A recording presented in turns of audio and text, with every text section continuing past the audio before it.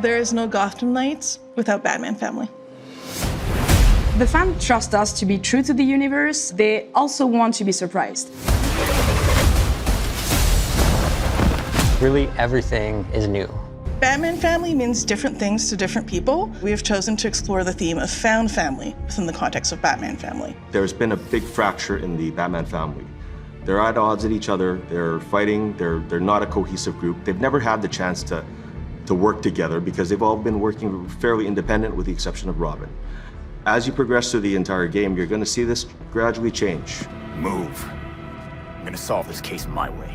I think each Knight embodies some of those traits just at different times. Nightwing can have the attitude sometimes, maybe Batgirl the other times, and even the tough guy, Red Hood.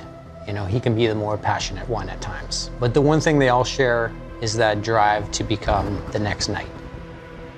They don't start in perfect harmony, they don't start with perfect balance because they're dealing with a lot of trauma and a big loss. Stop it! You wanted us to work this together. But throughout the game, they come together, and that's for a very simple reason. They've chosen to care for each other, and they've chosen each other as a family. Now you're talking. We have character arcs for each of our knights with key cinematics that unlock from start to end of the game. Through these arcs, we explore different things with each of our knights. One thing we delve into is how trauma can affect memory, how grief can linger, and isn't just resolved in a single moment, or even might not be about just a single loss. When the fans found out that Batman was dead in our game, some of them were expecting to see him. Most of the fans saw the opportunity to experience the universe their own way with new heroes, new dynamics, and as a family. We've known the Knights as superheroes with their masks, but what was it like to kind of see them behind the mask as humans?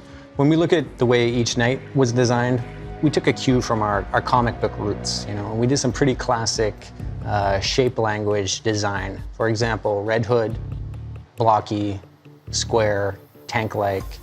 Batgirl is more symmetrical and balanced.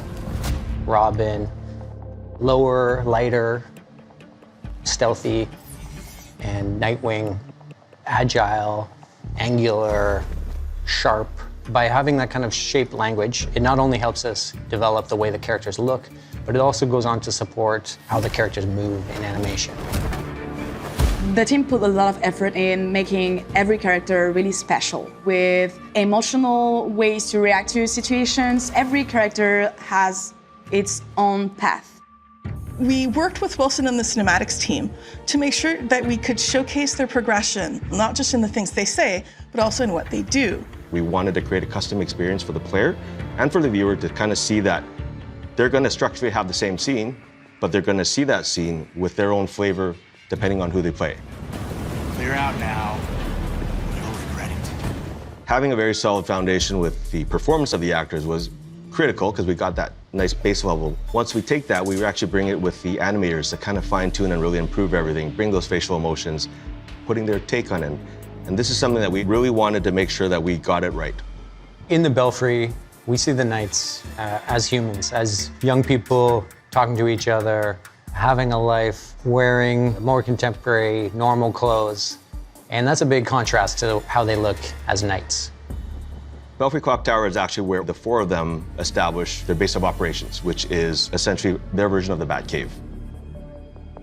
This place is quite remarkable. It's certainly brighter than the Batcave. Alfred is literally the glue of the Batman family. He is a confidant, someone they can rely on, and someone with whom grief is shared and understood. I'll always be here when you need me, Master Richard. When any of you need me.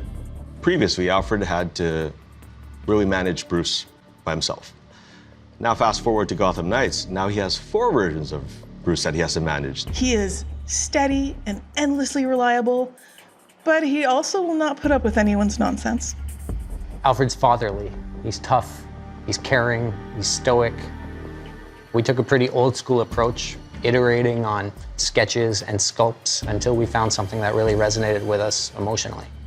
When you have the four heroes there together with Alfred, kind of figuring out the space, we've actually managed to pack in, I think, almost 40 cinematics in that little space. But each tell a very different story and a very different perspective of how they live together as a group. Every time Bruce came home, I patched him up. just as I now do for you. It was important that our players would be able to relate to these characters on a very basic human level, and that's what we wanted to showcase with our Belfry moments. Not just in the cinematics that happen there, but also in the environment and the ambient conversations, even in the props you find through the Belfry. There has been so much love put by our entire team in this game, so much effort and dedication. I really hope it shines through and it provides an amazing experience. I really hope fans and players appreciate the variety of looks they can have for their night. I hope they find one that resonates with them and it kind of becomes their favorite.